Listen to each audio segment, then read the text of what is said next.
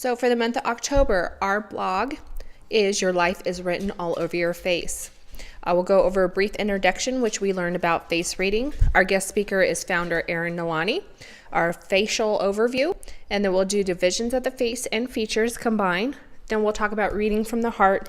I'll give you an example and a technique that you can try at home, and then we'll wrap up in our conclusion and introduce for the month of November.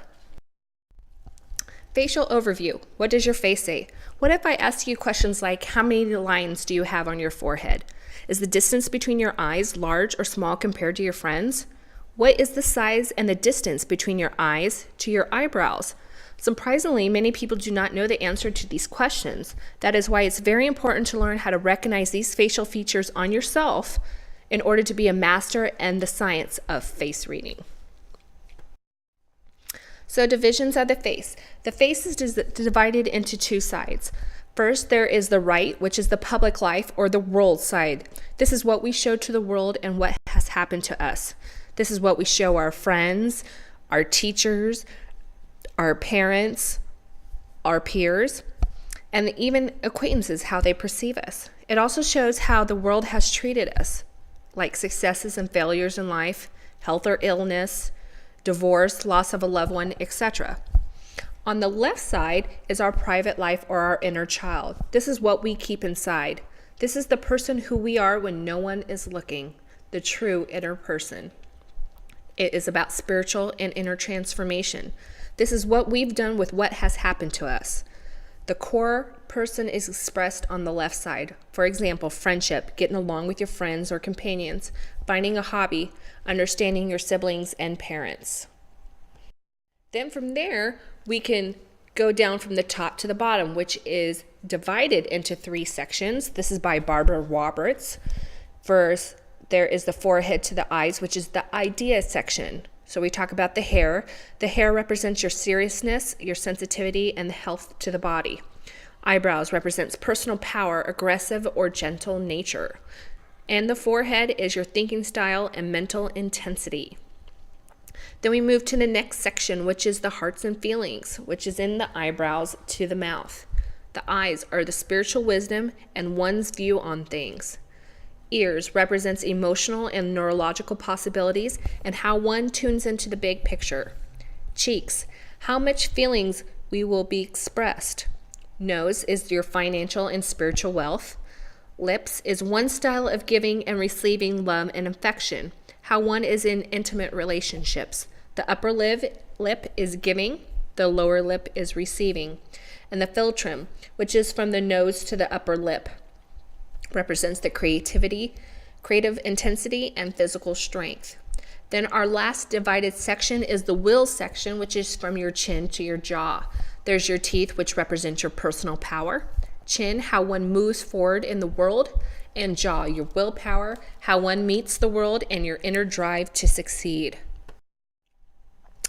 So what's most important is that you always read from the heart. Be open and receptive.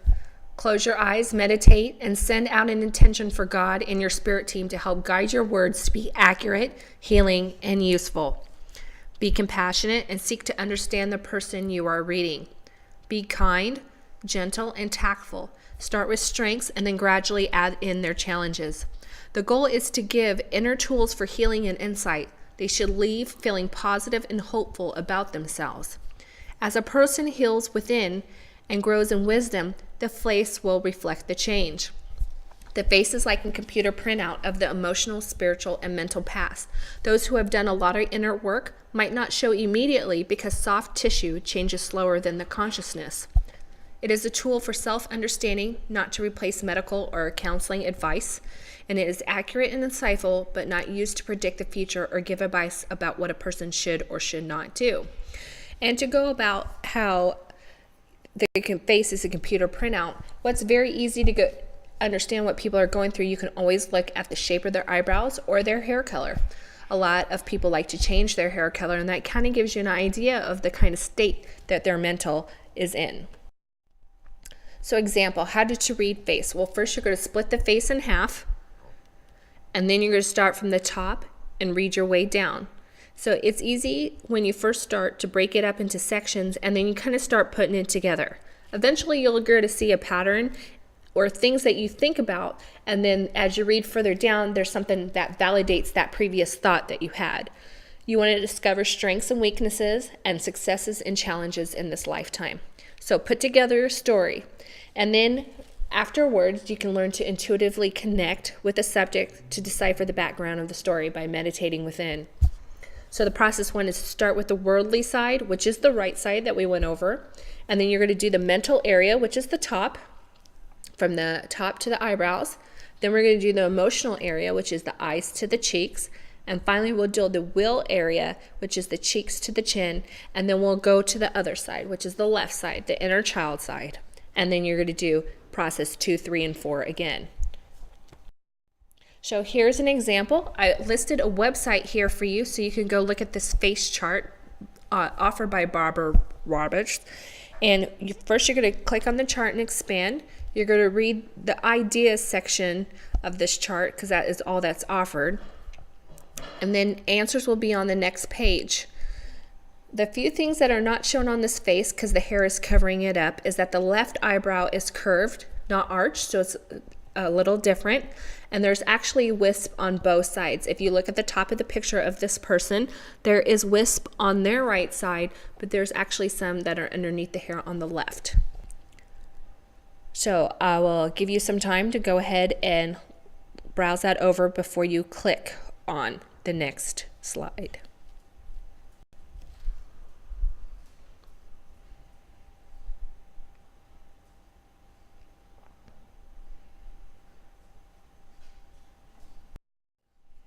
Okay, so here's our answers for the next slide.